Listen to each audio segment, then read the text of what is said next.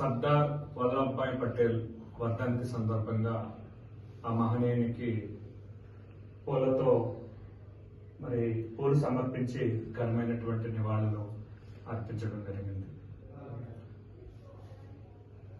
ఏకత్వానికి, సమైక్యతకు వారు భారతదేశానికి సంబంధించి ఒక చిహ్నంగా, దిక్సూచిగా వారు ఉన్నటువంటి సందర్భాన్ని ఈరోజు మనం గుర్తు తెచ్చుకోవాలి.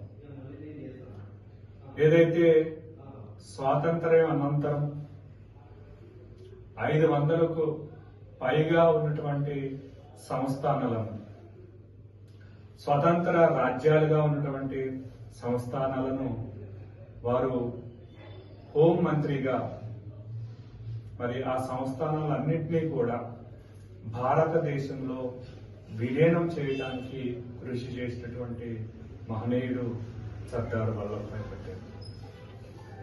సర్దార్ వల్లభాయ్ పటేల్ గుజరాత్ లో 1875 31వ తేదీ అక్టోబర్ నెలలో జన్మించడం జరిగింది. ఒక సంపన్నమైనటువంటి కుటుంబంలో జన్మించినప్పటికీ కూడా స్వాతంత్ర్యం మీద ఉన్నటువంటి కాంక్ష, భరతమాత సంఖ్యలను విడిపించి భారతదేశానికి స్వరాజ్యాన్ని సంపాదించాలి, స్వాతంత్ర్యాన్ని సంపాదించాలి అనే కాంక్షతో మహాత్మా గాంధీ అడుగుజాడల్లో వారు నడిచి స్వాతంత్ర్యం కోసం అనేకమైనటువంటి పోరాటాలు చేసినటువంటి గొప్ప వ్యక్తి సర్దార్ వల్లభాయ్ పటేల్.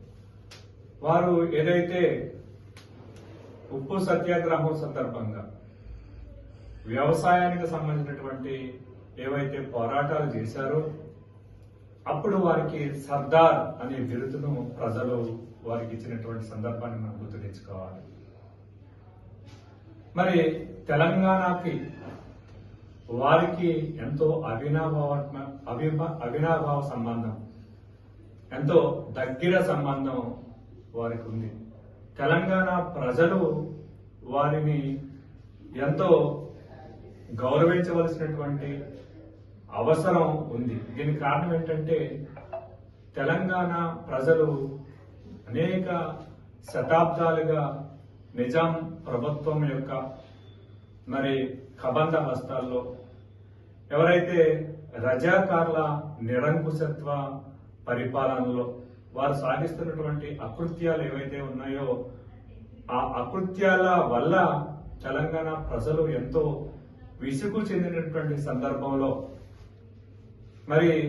నియంతృత్వ పరిపాలనలో తెలంగాణ ప్రజలు ఉన్నప్పుడు ఏదైతే ఆపరేషన్ పోలో ద్వారా తెలంగాణ ప్రాంతాన్ని భారతదేశంలో విలీనం చేసి సంపూర్ణమైనటువంటి స్వేచ్ఛాయుత జీవితాలని తెలంగాణ ప్రజలకు కల్పించినటువంటి మహోన్నతమైనటువంటి వ్యక్తి సర్దార్ వల్లభాయ్ పటేల్.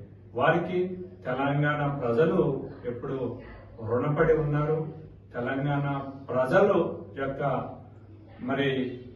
వారి యొక్క నివాళులు తెలంగాణ ప్రజల తరపున, అలాగే భారతీయ జనతా పార్టీ ఎస్సీ మోర్చా తరపున మేము హృదయపూర్వకమైనటువంటి నివాళులు వారికి అర్పిస్తున్నాం. భారత్ మాతాకి జై.